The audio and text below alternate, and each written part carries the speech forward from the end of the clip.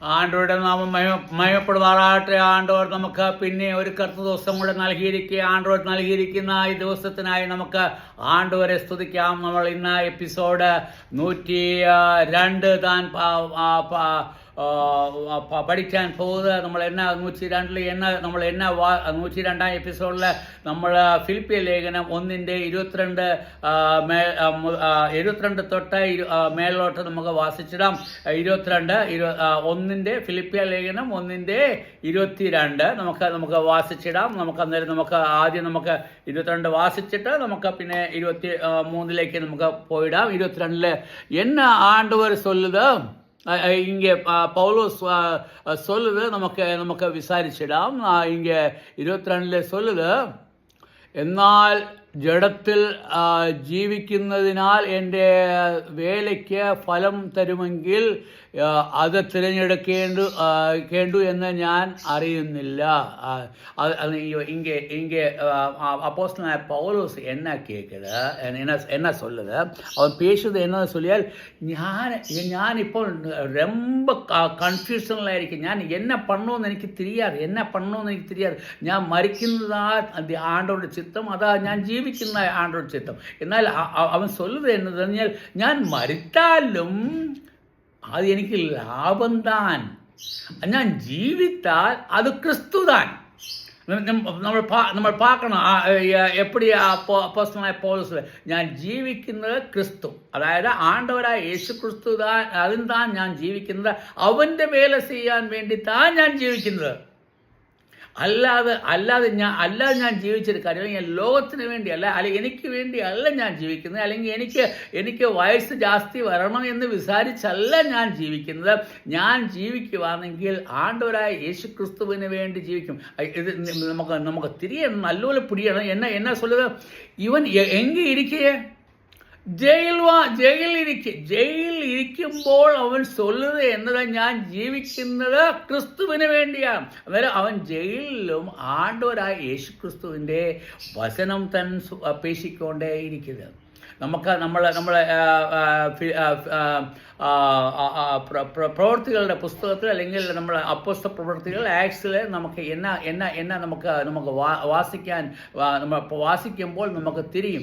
അവൻ മരണം വരെ അവൻ പ്രീച്ച് പണിക്കൊണ്ടേയിരുന്നു, അവൻ വചനം ചൊല്ലിക്കൊണ്ടേയിരുന്നു. നമ്മൾ അവസാന അധ്യായത്തിൽ നമ്മൾ പാർക്കുമ്പോൾ അവൻ്റെ വീട്ടിൽ ആൾക്കാർ മാനവർ വന്ന് അവനോട് പേശിക്കൊണ്ടേയിരുന്നു, അവൻ അവരെ ബലപ്പെടുത്തിക്കൊണ്ടേയിരുന്നേ നമ്മൾ വാസിക്കാൻ പറ്റും. അന്നേരം നമ്മൾ பார்ക്കുന്ന அப்போஸ்தலனாയ പൗലോസ് എന്നാ சொல்லுது, ഞാൻ ജീവിക്കുകയാണെന്നുണ്ടെങ്കിൽ, എനിക്ക് ജീവൻ ഇരിക്കുകയെന്നുണ്ടെങ്കിൽ അത് ആർക്ക് വേണ്ടിയാ? ക്രിസ്തുവിന് വേണ്ടി തന്നെ. അതായത് ക്രിസ്തുവിൻ്റെ സുവിശേഷം ചൊല്ലാൻ വേണ്ടി, അല്ലെങ്കിൽ ക്രിസ്തുവിൻ്റെ നാമം മഹിമപ്പെടണം, അല്ലെങ്കിൽ അവൻ്റെ നാമം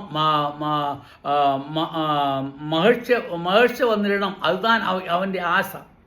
അന്നേരം അവൻ്റെ നാമം മഹർച്ച ആയിരണം, അല്ലെങ്കിൽ നമ്മൾ അവൻ്റെ നാമത്തെ സ്തുതിച്ചിടണം. അതുതാൻ എൻ്റെ അവൻ്റെ ആശ. നമുക്ക് അവനെ മഹിഴുവാൻ വേണ്ടി താൻ നമുക്ക് നമുക്ക് ആണ്ടവരായ യേശു ക്രിസ്തുവിനെ മഹർച്ച നമ്മൾ കൊണ്ടുവരണം. അതുതാൻ ആരുടെ ചിത്തം? അതുതാണ് അപ്പോസ്തലനായ പൗലോസിന്റെ ചിത്തം. അത് ആണ്ടവർക്ക് വേണ്ടി ജീവിക്കണം, അവന് വേണ്ടി പ്രയോജനപ്പെടണം, അവന് വേണ്ടി ആദായപ്പെടണം, അവന് വേണ്ടി ഫലം കൊടുക്കണം. അതായത് മക്കൾ അവനെ വിശ്വസിച്ച് അവൻ മൂലം വിശ്വസിച്ചിട്ട് ആണ്ടവർക്ക് ഫലമായി തീർന്നിടണം. അതല്ല ഞാൻ ഭരിക്കുവാണെങ്കിൽ എനിക്ക് ഫലം, എനിക്ക് എന്നായിരിക്കും? ലാഭമായിരിക്കും. എപ്പടി ലാഭമായിരിക്കും? അതാണ് 21 വാക്യത്തിൽ വാസിക്കുന്നത്. എപ്പടി ലാഭമായിരിക്കും? ഞാനത് നേരത്തെ ചൊല്ലിയത്. ലാഭം എനിക്ക് പിന്നെ ഞാൻ ആണ്ടവരായ യേശു ക്രിസ്തുവിനോടൊപ്പമായിരിക്കും.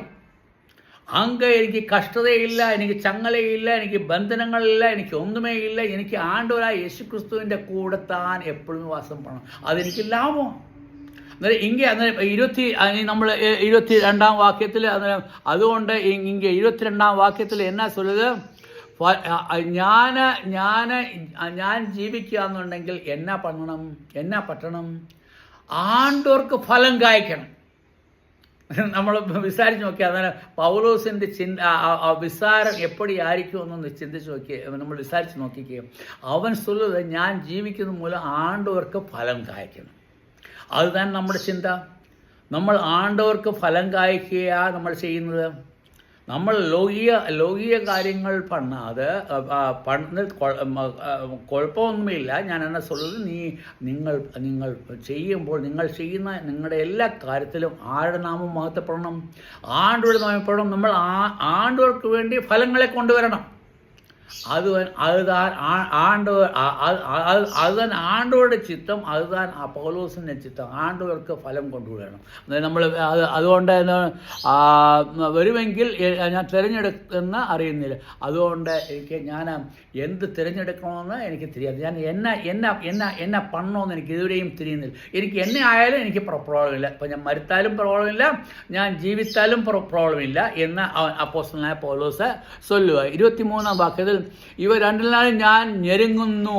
ഞാൻ പാവം ചൊല്ലുന്നത്, ഞാൻ ഇതുമൂലം ഞാൻ എൻ്റെ മനസ്സിൽ ரொம்ப കഷ്ടമായിരിക്കുക. ഞെരുങ്ങുന്നു എന്ന് ചൊല്ലിയാൽ ഞാൻ അപ്പടിയേ മനസ്സ് മുഴുവനും നീറിക്കൊണ്ടിരിക്കും. ഞാൻ ജീവിക്കണമോ മരിക്കണമോ? എനിക്ക് தெரியும். അപ്പോസ്തലനായ പൗലോസിനെ നല്ലപോലെ தெரியும்.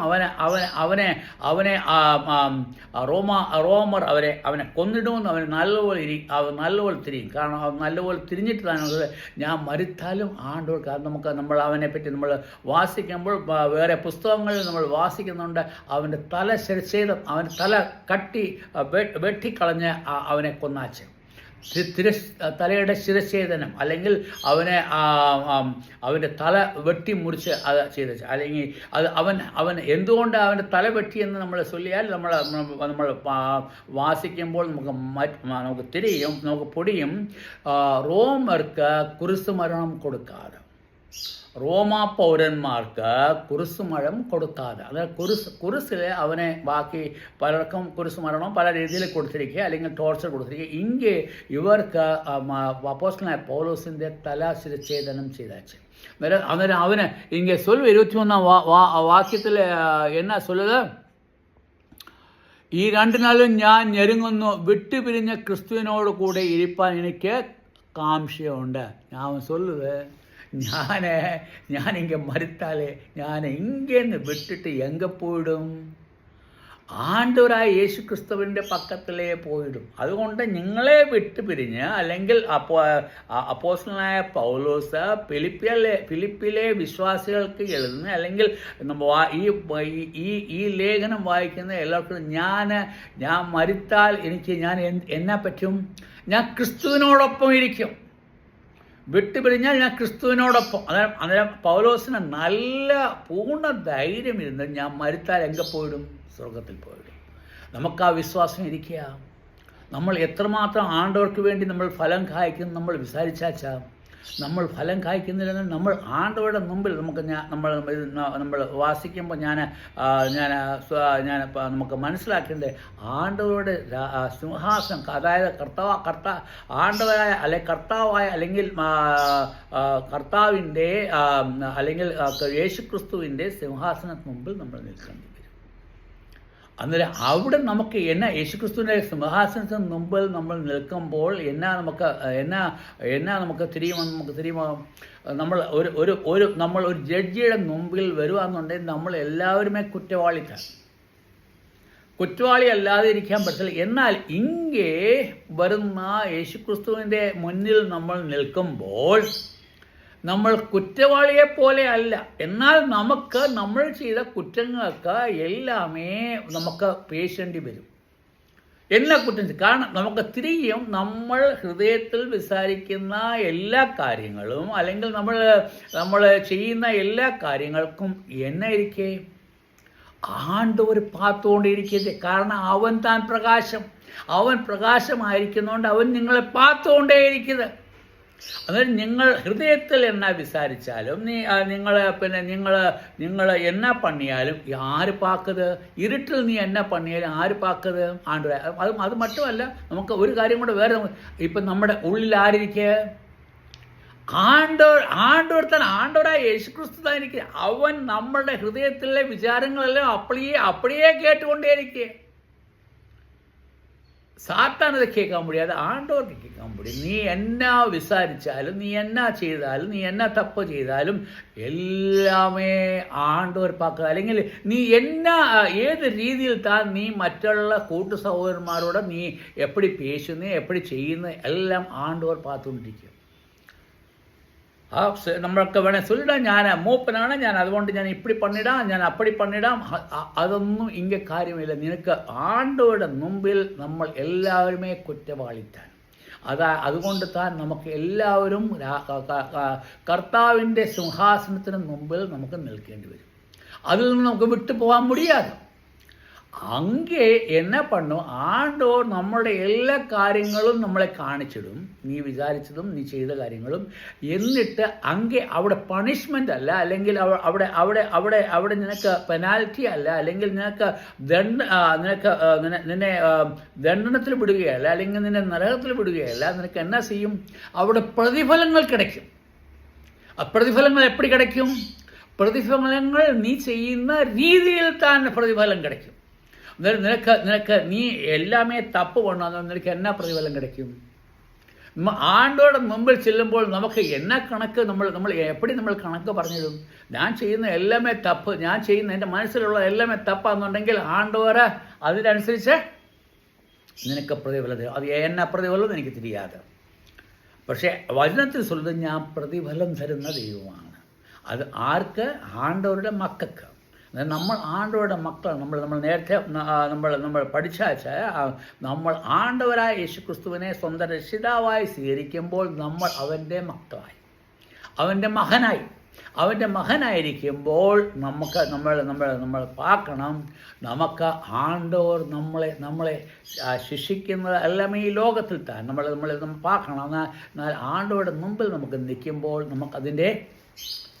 നമുക്ക് പ്രതിഫലം கிடைക്കും. അന്നേരം ആ പ്രതിഫലം നമുക്ക് എപ്പോഴുള്ള പ്രതിഫലമെന്ന് നമ്മൾ பார்க்கணும். അതായത് ഇங்கே അപ്പോസ്തലനായ പൗലോസ് 23 നമ്മൾ എന്നാ சொல்லுது, വിട്ടുപിരിഞ്ഞ ക്രിസ്തുവിനോട് കൂടി ഇരിപ്പാൻ എനിക്ക് കാംക്ഷയുണ്ട്, അത് അത്യുത്തമല്ല. അതുതാണ് ഏറ്റവും നല്ലത് എന്ന് சொல்லுது. അത്യുത്തം, അതായത് ഏറ്റവും നല്ല കാര്യം എന്ന് പറഞ്ഞാൽ ഞാൻ ആണ്ടവരുടെ കൂടെ ആയിരിക്കുന്നതാണ് അത്യുത്തമം. അന്നേരം നമ്മൾ വിചാരിക്കണം, ഇங்கே പൗലോസ് എൻ്റെ മനസ്സിലെ ഞെരുക്കം എന്നാണെന്ന് നമുക്ക് തിരിയും. എന്നാ ഫൈറ്റ് എന്നെ തിരിയും. അല്ലെ അതിന് സൺഡേ എന്ന് ഞാൻ ജീവിച്ചോണ്ടിരിക്കണമോ അതോ ഞാൻ മരിക്കണമോ. ഞാൻ ജീവനോടിരിക്കുമ്പോൾ എനിക്ക് ശരീരത്തിന് കഷ്ടപ്പാടുകളുണ്ടെങ്കിൽ ദുഃഖങ്ങളുണ്ട്, പ്രയാസങ്ങളുണ്ട്. എന്നാൽ ഞാൻ മരിക്കുക എന്നുണ്ടെങ്കിൽ ആണ്ടവരോടൊപ്പം ആയിരിക്കും. അത് വിട്ട് പിന്നെ കർത്താവിനോടൊപ്പം ആയിരിക്കുന്നത് എനിക്ക് അതിവെക്കും. എൻ്റെ സമയം ഇങ്ങനെ മുടിഞ്ഞാച്ച് ആണ്ടവർ നിങ്ങളെ അനുഗ്രഹിക്കുമാറാകട്ടെ. ആണ്ടവർ നിങ്ങൾക്ക് എല്ലാവിധമായ അനുഗ്രഹങ്ങൾ നൽകുമാറാകട്ടെ. നിങ്ങൾ ഇങ്ങനെ അപ്പോസ്തലന്റെ ചിന്ത നിങ്ങളുടെ മനസ്സിലും വരട്ടെ. ആണ്ടവരായ നാമം മഹിമപ്പെടുമാറാകട്ടെ. ആമേൻ.